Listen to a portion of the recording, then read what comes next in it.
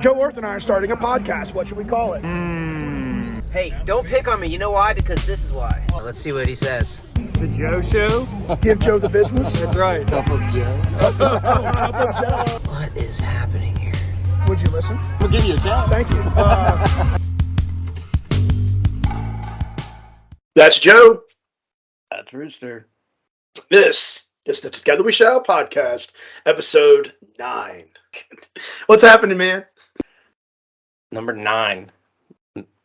Mystic number. Have you been doing some research? It's podcast preparation. I like that. Preparing for our guest. I like that too. So has that been really what you've been doing, like, since the last time we spoke? Like, all the time that has passed, you have been doing preparations? No. I did, though, go to this place called the Bounce House this morning with the boys, and it's like, you know those inflatable, like, castles?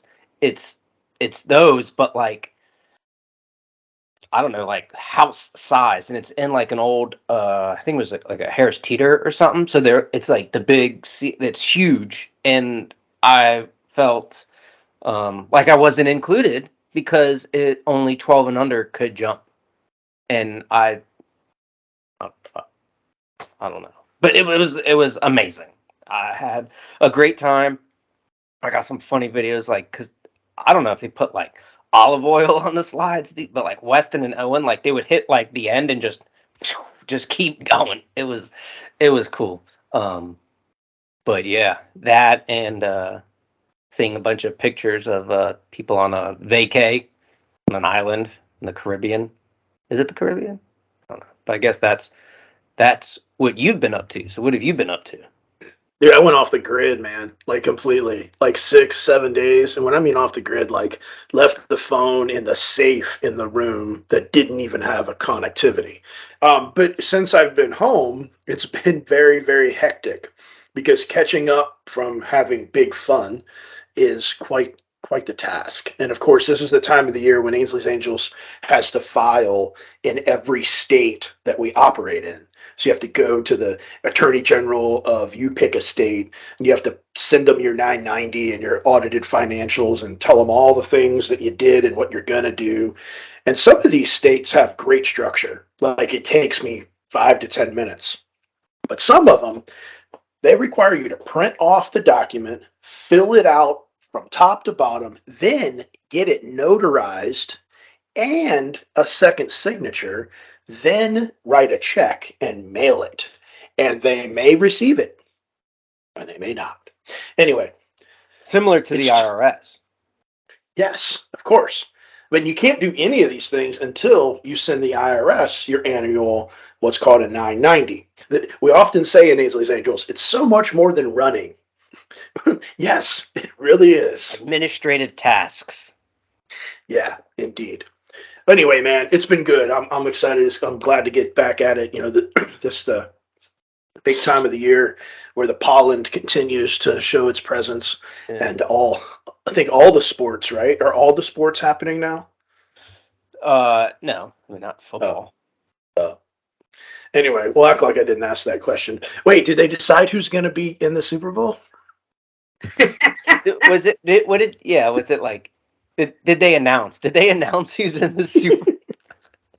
Anybody that's listening that hasn't listened to episode 2 with Riley, you got to listen to the last 30 seconds. Anyway, we can't even. All right, deep breath. Let's move on. Today, I'm excited because we have Christy Cormier with us. What's going on, lady? Nothing. Just living life and spending a little bit of time with my guys from Ainsley's Angels. Going to talk about some cool stuff, I think, and just really interested to see how this all turns out because we tried not to prep too much so we can have a natural conversation, which is kind of the thing that I love the most. I don't like things that are forced. So it's, I don't know, I'm excited. I'm excited to see where we go with this. We're excited too. So, like, formally, who are you? Where are you? And, like, why in the world are you on the Together We Shall podcast? In your own words.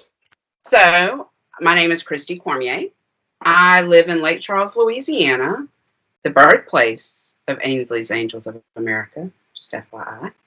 I have a 19, will be 20-year-old daughter in June. For those who are just listening, I am a female with olive complexion, black hair. I'm wearing a black shirt, and that has the Ainsley's Angel logo on it. Not sure if you can see it because I can't really see myself on this. And I do some work for Louisiana's Protection and Advocacy Agency. Every state is federally mandated to have an agency of this sort. We were created due to, interesting enough, things that Geraldo Rivera had uncovered at Willowbrook. After he went in and found all of those horrible conditions, how people with developmental disabilities were being treated and not cared for by the state, the federal government decided we're going to put a protection system in place. So every single state is federally mandated to have 3 agencies. One is your Protection and Advocacy. One is your Human Development Center that's usually connected to a state university. And one is your Developmental Disabilities Council.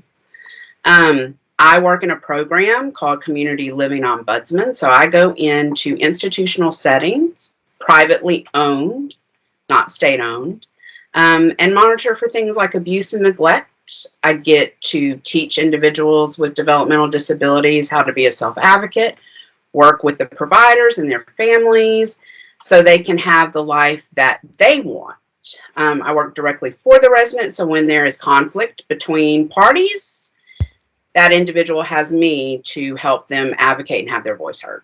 I had no clue that that's what you do. A friend of mine, his wife, Rooster Brian's wife, does something very similar with a state, I don't want to say agency, but I don't know, a state organization here in North Carolina, similar to you, but does like the in-home, not like a community living. Like, so it goes into the actual homes and makes sure everything's good there. So that's, I learned something new within like 9 minutes.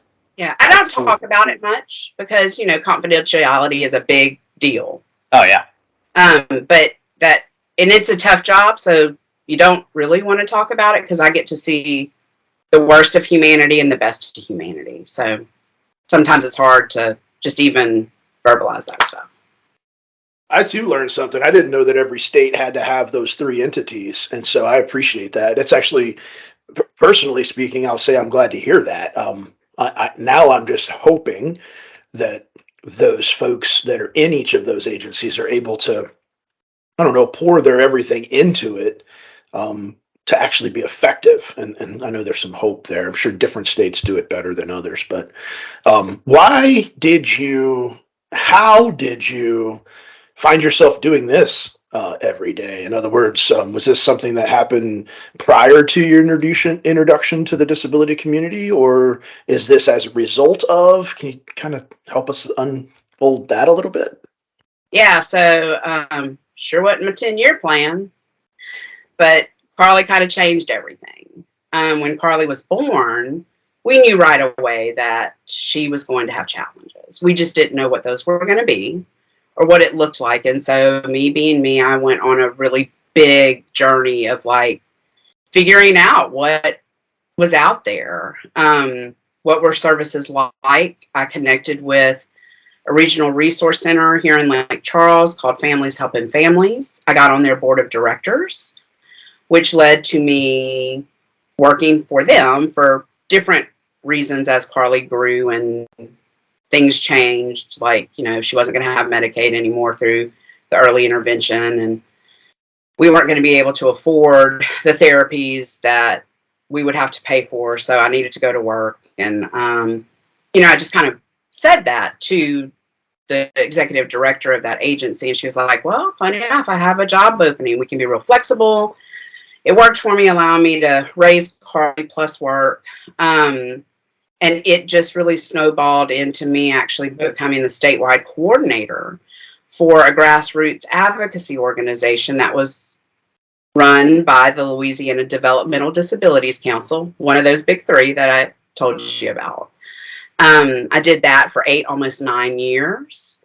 And the girl who was doing the job before me was moving out of state. And she called me and she said, I'm putting in my notice.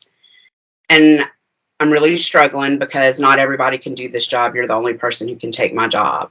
Would you be interested? And I was like, actually I would. So I interviewed, and they also thought that I was the right person for the job. And that's how it happened. But it's all because of Carly, because I came out of college with a degree in public relations and organizational communication. I really wanted to do like special events planning for casinos and do concerts and stuff like that. That's the stuff that I loved. And so I totally went a whole different way.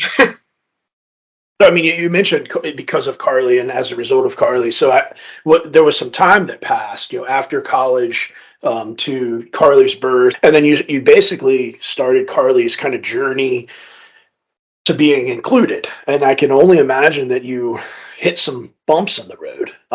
All of this happening well prior to what you're doing now professionally. So before we go too far forward in time, can you take us back to maybe the early years and how maybe some of your lessons learned then or helping you do what you do now today? My jobs always seem to be a little self-serving and building things for Carly.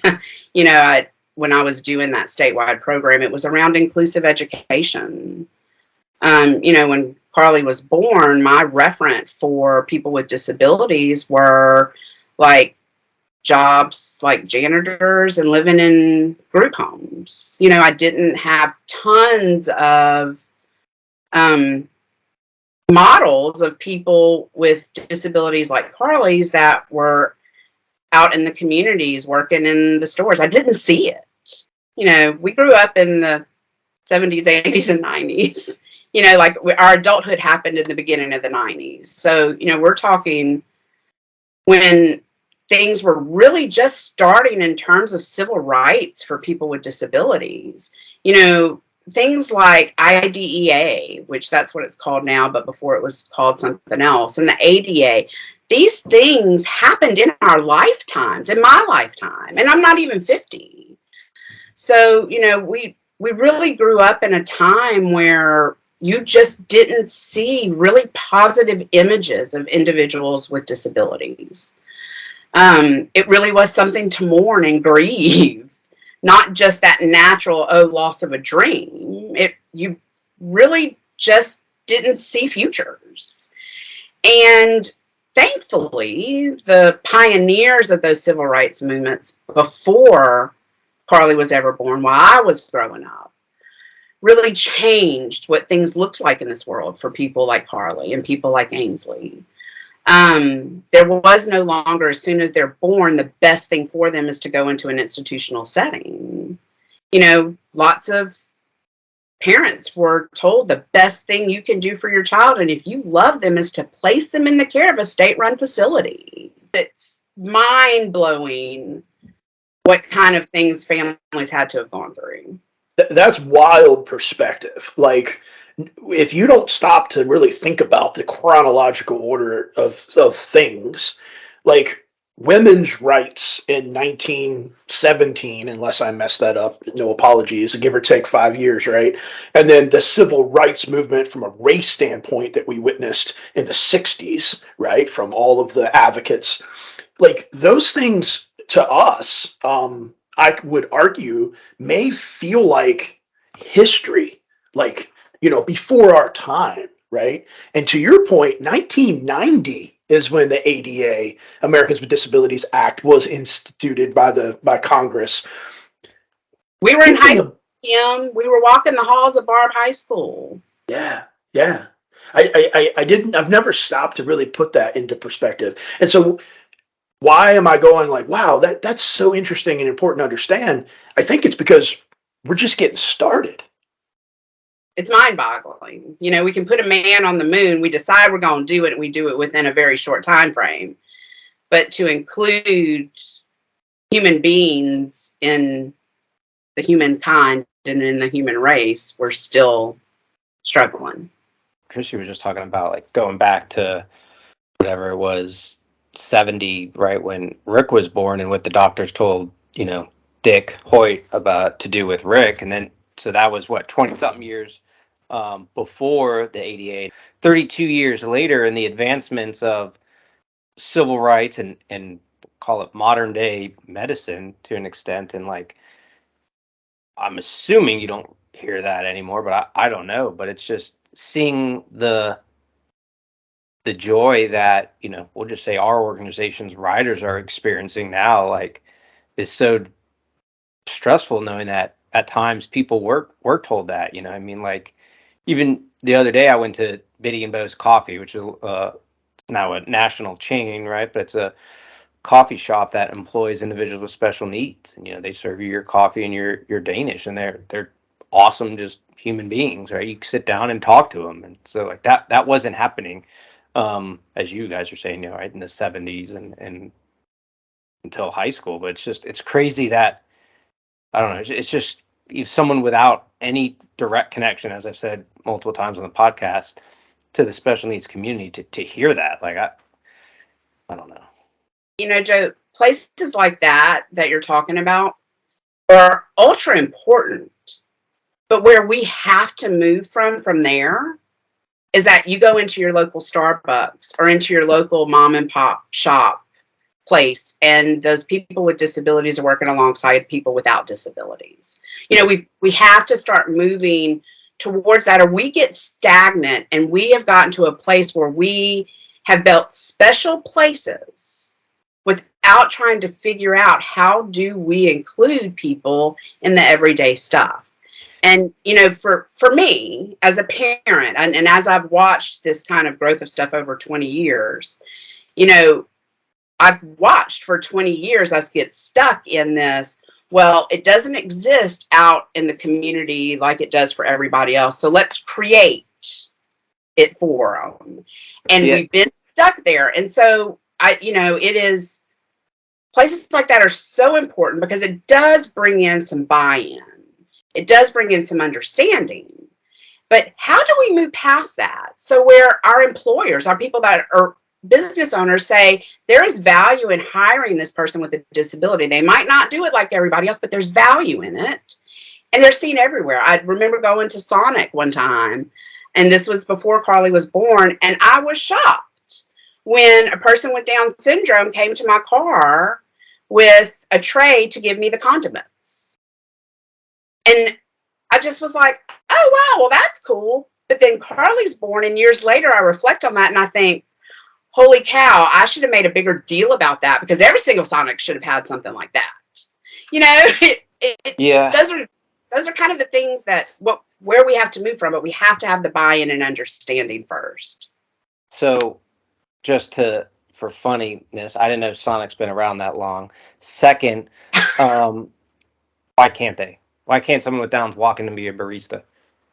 So I'm going to say that problem starts with people like me and Kim, the parents, and believing that their child has or can bring value to an employer, number one.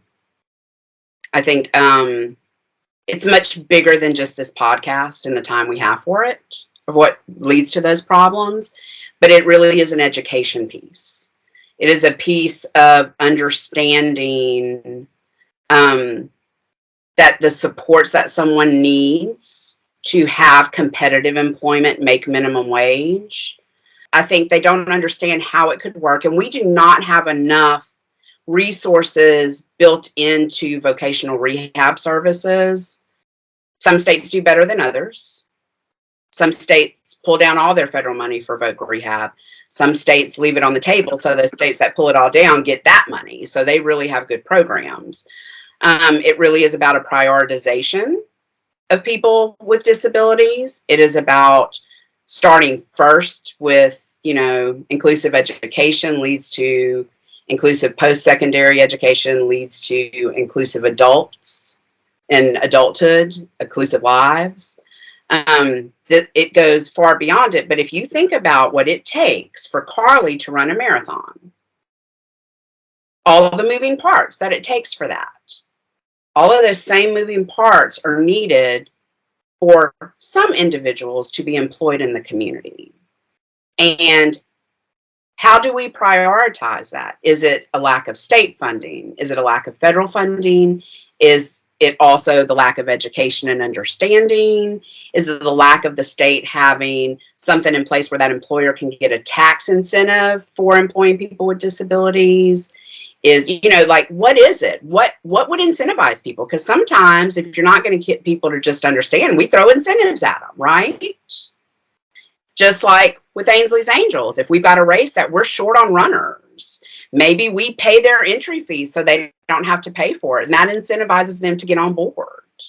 There's a whole lot of moving parts. And so you do have to break it down. You have to have multiple avenues of advocacy. Hopefully, like, no one listening to this, is works at Starbucks and is offended, because for all we know, Starbucks is doing it. I do know my neighbor. My neighbor is 70 some odd years old, and he's got two kids, a daughter and a son, that are in their 50s now, that live with him, both with Downs. And the daughter has worked at a McDonald's up the road for like almost 28 years or something crazy. And he's taken her to work and picked her up every single day for 20, I think he said 28 years. It's like, and it's awesome to see that, so, I mean, some organizations definitely are doing it, but yeah, I'm with you. It would be neat to see more of those. Yeah, the a lot. The things y'all are talking about are great things to talk about, and I think the action of executing against these concepts through action is something that can create a lot of fatigue. And as parents, we've had those moments. Caregivers can attest. People always say to caregivers, "I don't know how you do what you do." And of course, caregivers are quick to say, I do what I do because this is the person I love, and this is the life, and this is what I do. And you would do the same thing, some caregivers have said. But ultimately, let's face the truth. Like, there is some fatigue in this process. Have you had some moments where you can recall the power of that, Christy? Yeah, I mean, why you want to make me get vulnerable is the question. But, I always referred to this as Carly's journey to inclusion. I mean, even before Ainsley's Angels was ever around, that was, I always talked about it when I would do any types of trainings across the state. And, driver fatigue was a real thing. You can only take so many detours and potholes and before you just fall apart and you get to this really low place. And and it affects everything. You lose friends because you may self-isolate, so friendships that were so important to you. Todd and I didn't really communicate or were involved in each other's lives for years while I was raising Carly in the early years because I didn't have the energy. Every piece of energy I had to go to her. Affected relationships with my family. There's some family members that I don't even really still talk to this day because I didn't have enough energy not to say something when they said dumb stuff or they did dumb stuff or they did all kind of wonderful things for the niece and nephew, but didn't do for Carly because she would get nothing out of that. And it made me bitter. It made me angry. I'm still angry about some of that stuff, if I'm going to be truly honest about it. There just becomes this fatigue where you kind of get to a point of, I am too tired to care anymore about anything else but what affects my kid. And you end up being that, I don't know how to explain it. You end up being that person. Oh, she's just so unhappy. She never smiles. It gets to that point where you're just so misunderstood because you're just trying to raise your kid.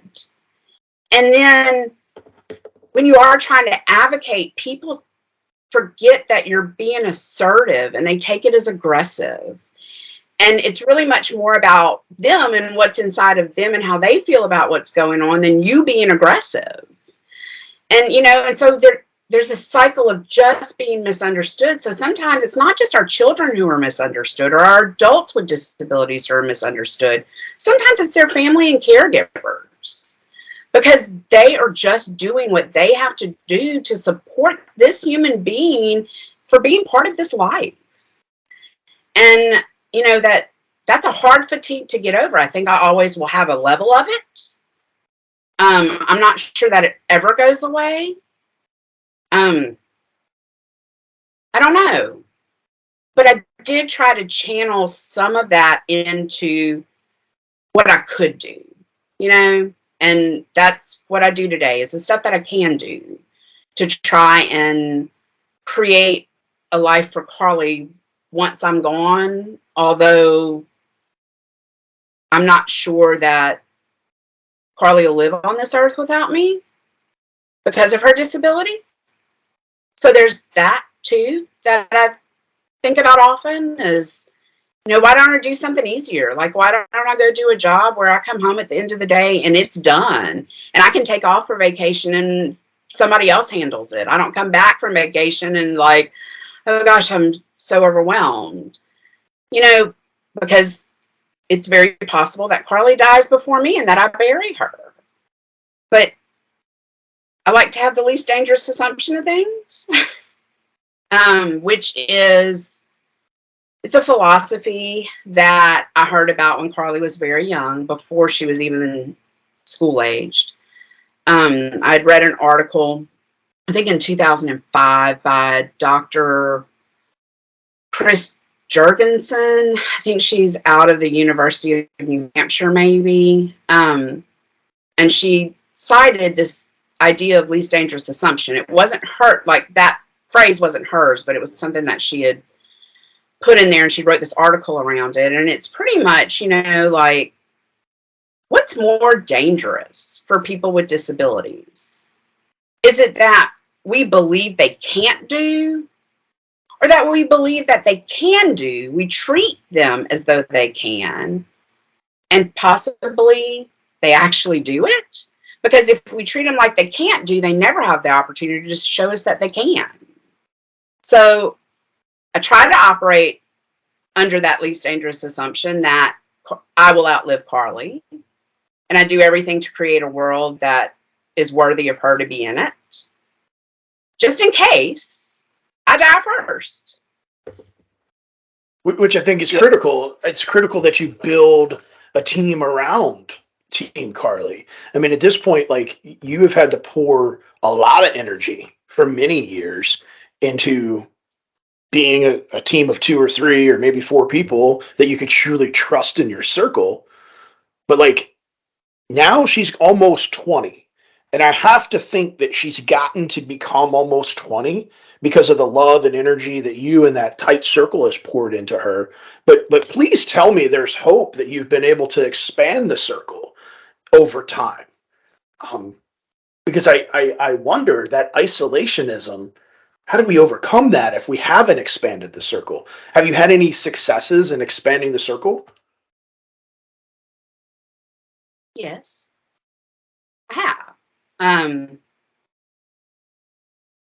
It's not easy to expand your circle. It's not easy to come out of isolation. I think that if anyone listening thinks about when they started to emerge from their homes after the initial lockdown of the pandemic, and how tough that was, and how your brain played tricks on you, like everything you looked at was possibly like coded in COVID. And you didn't want to touch anything, and you didn't want to get too close to somebody. And, so coming out of that first self-isolation, you're not very trusting of anybody. And then you meet someone like Christine Seward in a random phone call about a vinyl cup. And she has no idea that you have a kid with a disability. And she says, well, how do you know Lainey Warner? Because I had made a cup for Lainey that had the angel wings on it, and it was just for her. And she was like, can you make more of these? These are great. And how do you know Lainey? And when I explained, Tara and I, Lainey's mom, were sorority sisters in college.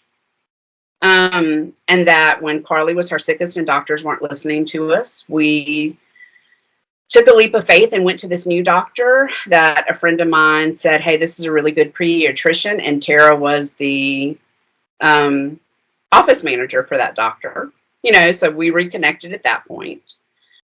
And she says, you really should. You should have your kid come and do this. And I'm like, you don't understand my kid. Like, I would feel awful because what if she tries to jump out of the chair and these people can't finish their race?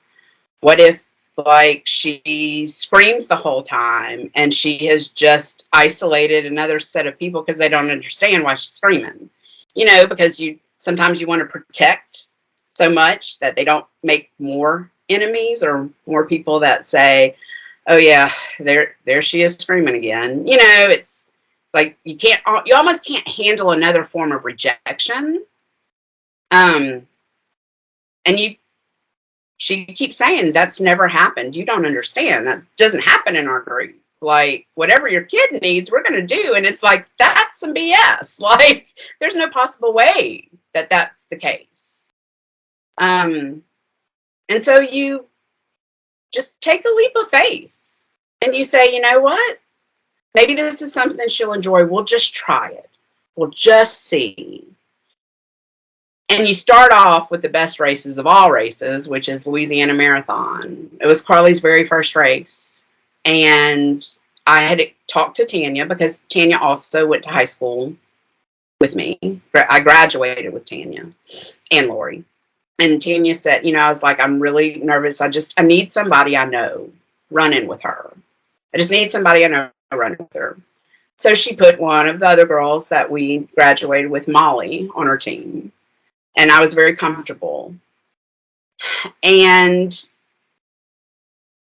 they start out, there's 3 ladies that are running with Carly. So we called them Carly's Angels because there was 3 of them.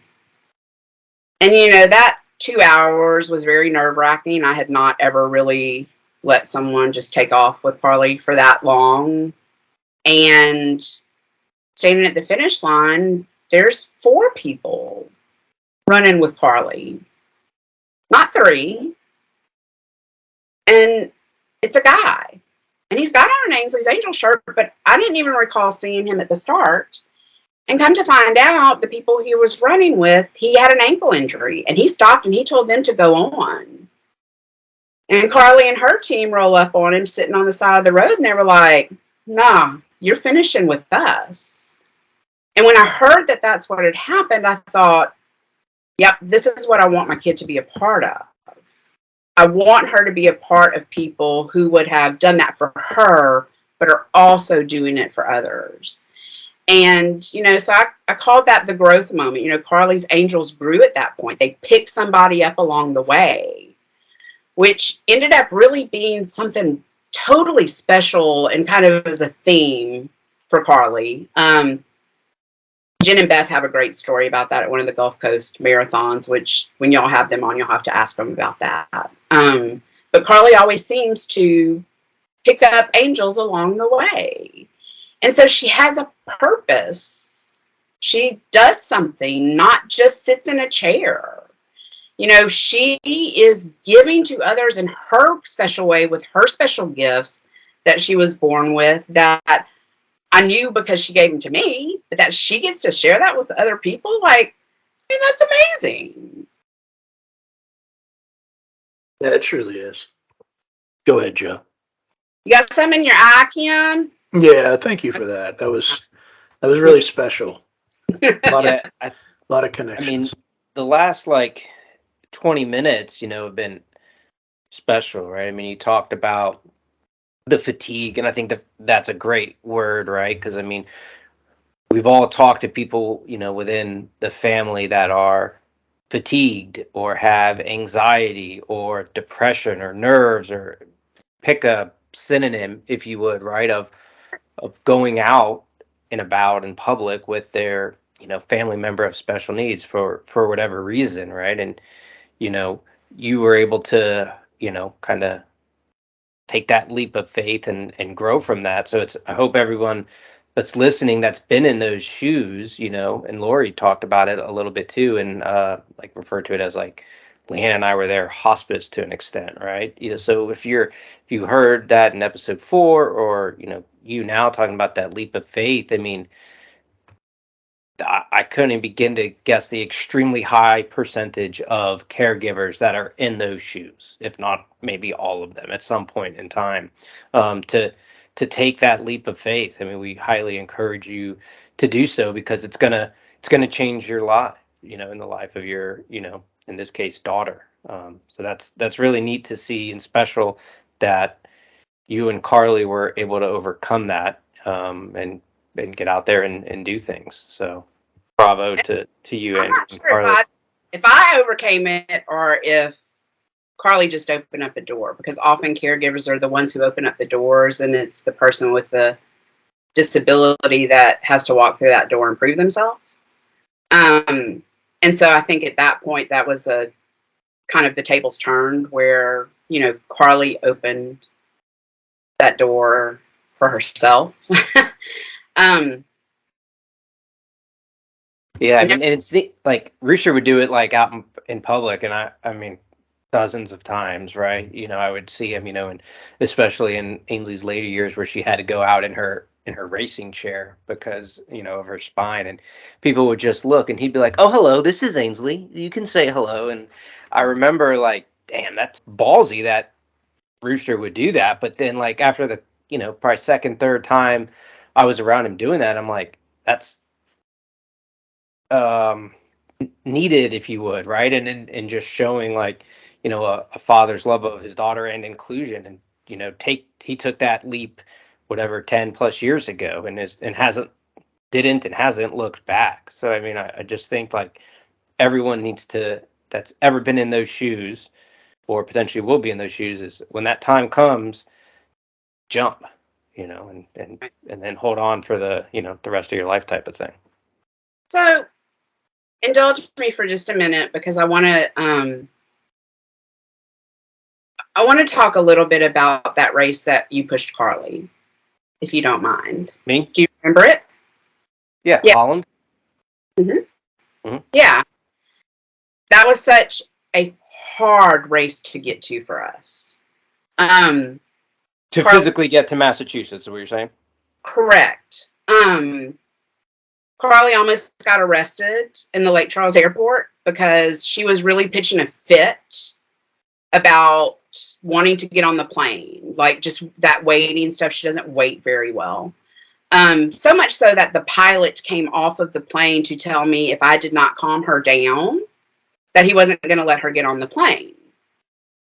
So in true Carly fashion, she elbowed him and knocked him to the ground and ran down the gangway and sat in her seat.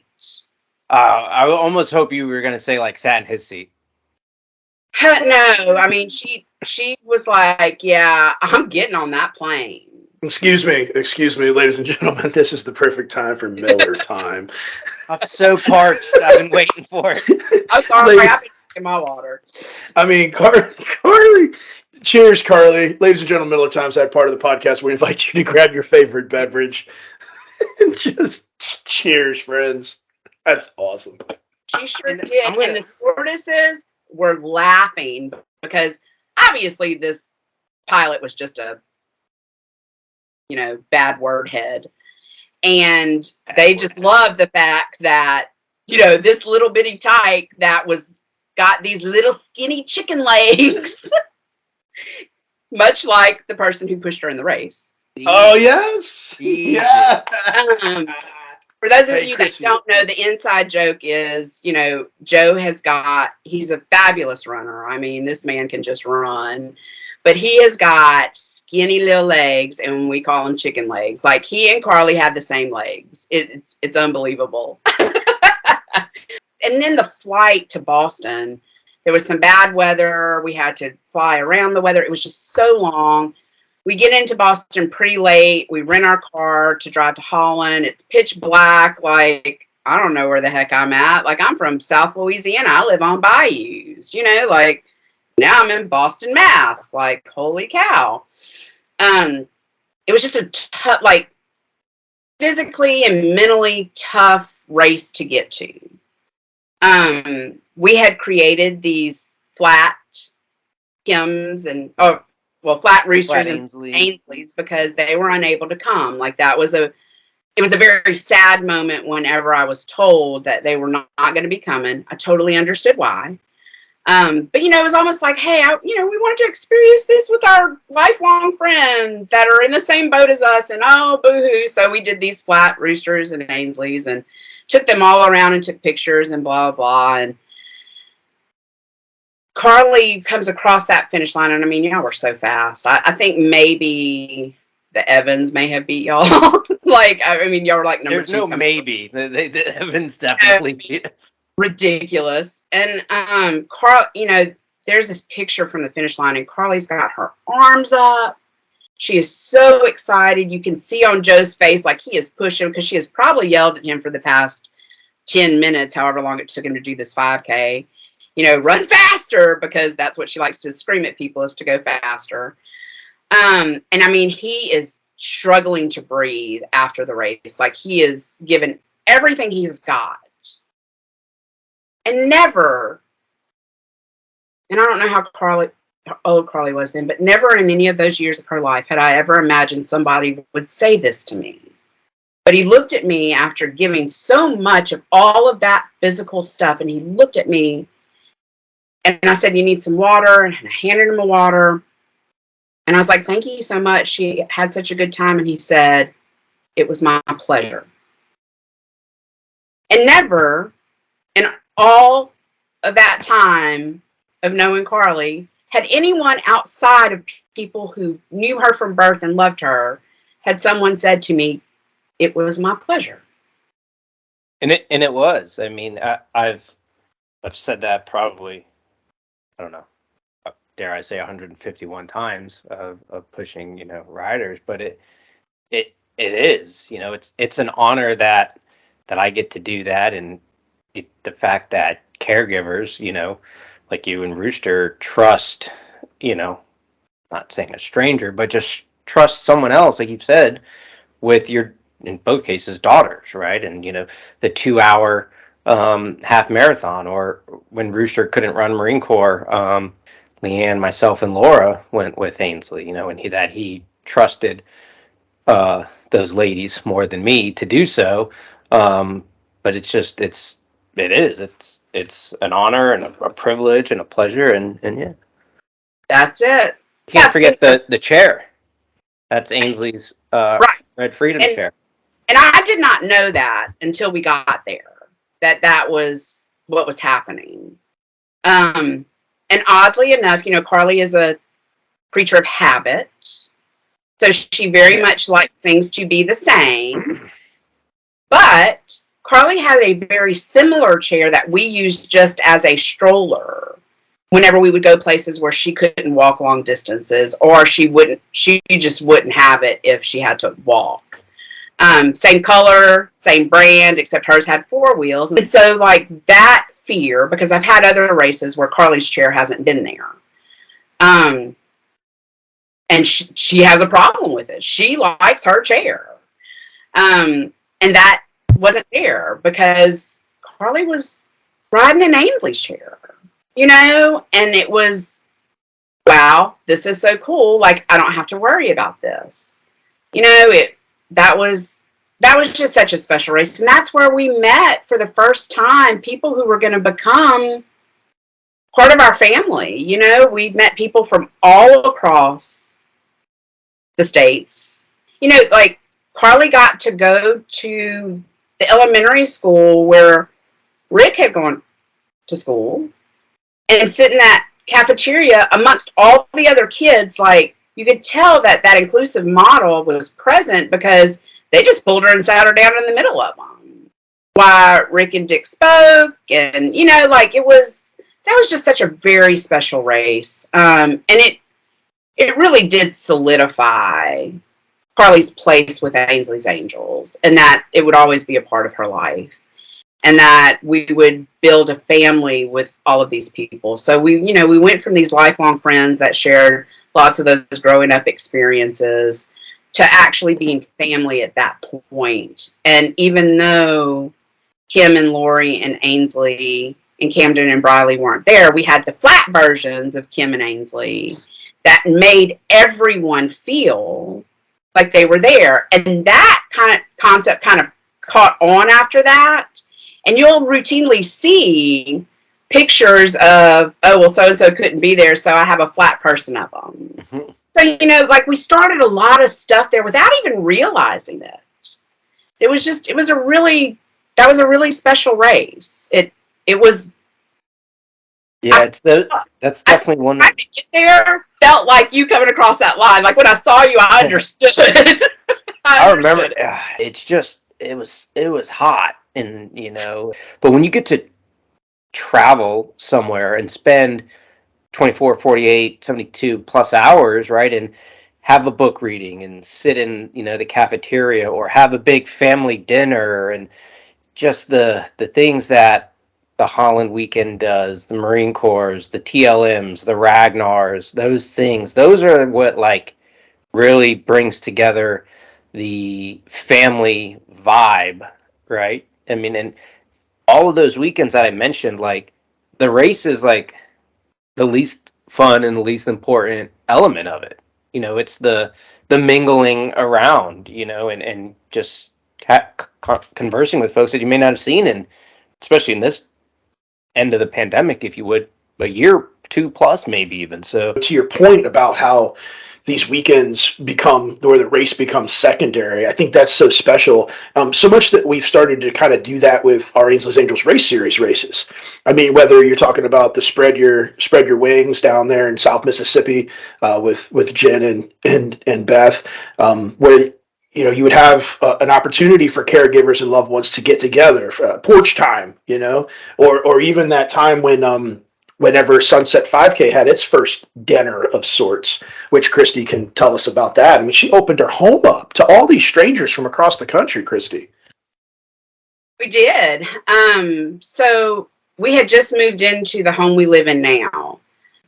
Some of the mamas had been talking about how it's a very uncomfortable thing for people to give and give and give and never ask something from you.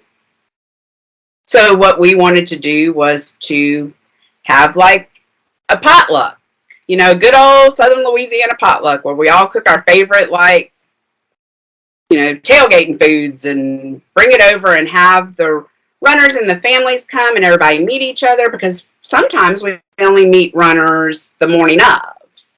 And we wanted to give something back. We didn't want it to be something that Ainsley's Angels did because they had already done so much for us. And never in my wildest dreams did I think that that day, that evening would have been just so special. So much fun. Like memories made in these walls that still linger here. That energy still lives here. And then create something that we needed more of. And everybody longed for more of what happened that night. It was the first time some mamas had sat down with each other and actually had a time to talk. Because lots of times the race time, while you're out with our kids, we go sit in our cars just for some silence. Sometimes we may run to the grocery so like we can pick up a few things and get back. You know, it's almost like, okay, I have this amount of time to go and get something done and come back. And this time, that wasn't it. The kids had rooms to play in. We had just moved in. They couldn't ruin anything because we were going to remodel anyway. You know, like, and mamas got to sit down together. I'll never forget Christy tube feeding us sitting in the living room. And I have like my great grandmother's old like furniture from I don't know when, but it's, you know, that old red velvet furniture. And we're all sitting in there as she goes to tube feeding. Of course, all the mamas who ever had a kid with a tube feeding, like all rush in there, and she spills some milk on her. She's like, "Oh my God, I'm so sorry." I was like, "Girl, please. Do you know how many things I ruined when Carly's tube like would explode or it would vent out? You know, we called it feeding the bed."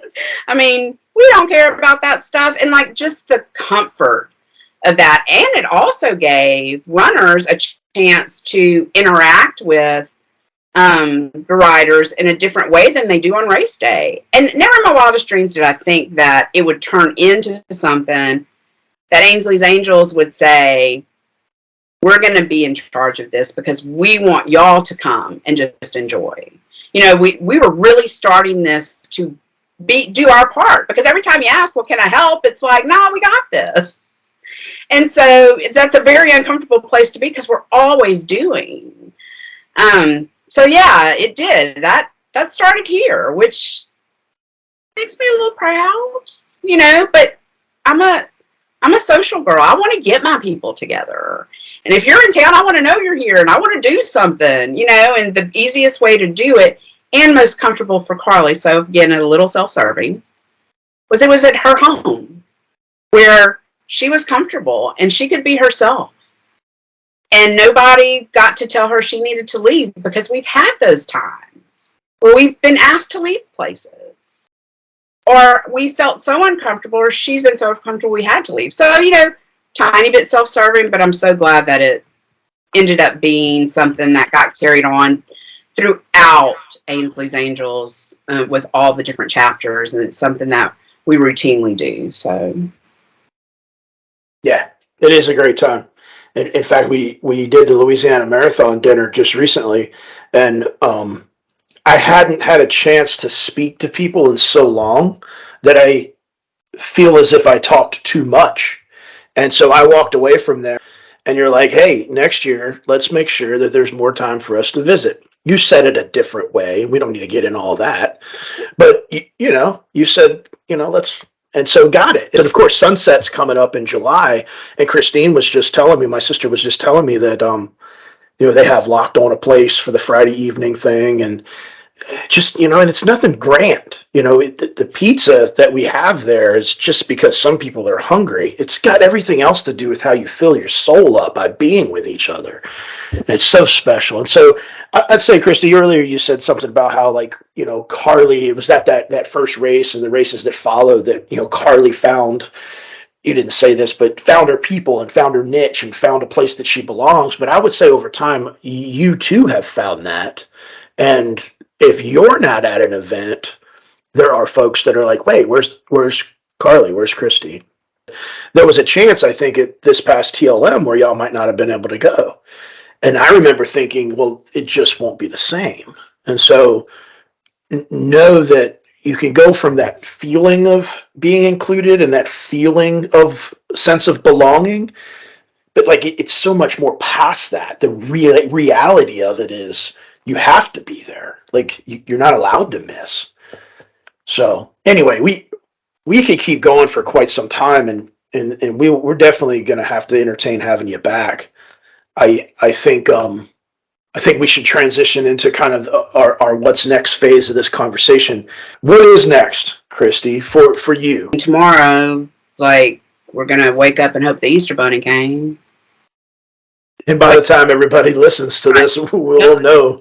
The other thing that they're going to know is how the Boston Marathon went. So it's a big thing coming up Monday. Of course, we launched this on Tuesday. So yesterday, the Boston Marathon happened, and there's so much history there. I'd be remiss if I didn't take this opportunity to say thank you, Dick and Rick Hoyt, for going and trailblazing big races like that. And we have Hannah and Emmanuel, who are representing Ainsley's Angels at that race, as well as countless other duos. I say countless, there's a very limited number, that are representing Special Compass and Team Hoyt Foundation and My Team Triumph and the Kyle Peace Foundation. All of our other brothers and sister organizations that execute this mission are getting a chance to be on the world's biggest stage. And that's really special. So if you were going to ask me what's next, I want to celebrate Boston Marathon Week by just but taking in that, you know, and thinking of ways for how can we expand it even more. It's great that there's like 6 to 10 teams doing that this year, but like, why is that number not 100 like we're going to do at the Marine Corps Marathon with you know, dozens of duos? So what can we do to break that mold? Joe, what's next for you? This is going to sound crazy. I accidentally had a Sam Adams last night at dinner. At Boston Marathon, they brew a specific beer just for like this weekend. Sam Adams 26.2, and I was like, man, I wouldn't mind one of those. It's quite tasty, actually, and only had it once and however many years ago. But yeah, Boston Marathon. Shout out to Emmanuel and Hannah. Next up for me, I got some work trips coming up over the next handful of weeks, and we have the Special Olympics torch run coming up the first weekend of May here in Wilmington, which is a big event for the ambassadorship and the Special Olympics in North Carolina. Running up Old 17 as you have driven many a times, Rooster. So that's a fun event. And then all of our Ainsley's Angels race series races that are kicking off over the next few weeks. Together We Shall, Yellow Stairway, et cetera, et cetera, et cetera. So make sure you check out on our website that. And Rooster mentioned Marine Corps Marathon, and I'm going to, from now until October 30th, mention our participation in the Marine Corps Marathon. And if you would like to run or roll in that, email Joe at Ainsley'sAngels.org. The time is now marathon actual training. I think there's like a June time frame, so you got about 2 months before you really need to start training. So if you want to participate, email me. Let's make it happen. About Weekly Word, it's a part in the episode where we like to ask, our guests. You don't have to cite one of the 160-something Rooster Weekly Words of the past 5 years, but do you have a word, Christy, that's going to carry you forward? I did not give any thought to it just because I wanted to see where this went. All I can think of is love, because that's what I feel after kind of spending some time with you guys. And maybe just making sure everything that I do, I love. Seek out to make sure that the people I do love know I love them, and handle situations with love and grace. You know what? I got enough. He's in charge. We're done. This was good. Yeah, we're done here. The structure of this building has reached its capacity. Find your people, and if they make you feel sexy, even better.